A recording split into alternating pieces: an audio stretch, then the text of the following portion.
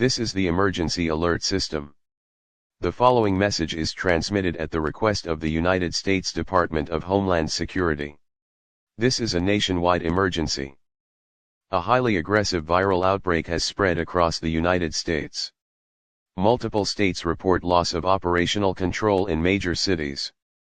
Emergency services are overwhelmed. All citizens are ordered to shelter in place immediately. Secure your location. Lock all doors and windows. Do not travel. Do not open your door to unknown individuals.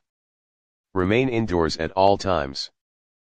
Power and communication outages are expected. Conserve food, water, medical supplies, and battery power.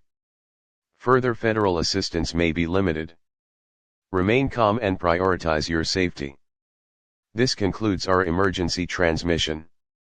This station will now suspend regular broadcasting. We will now play the Star-Spangled Banner.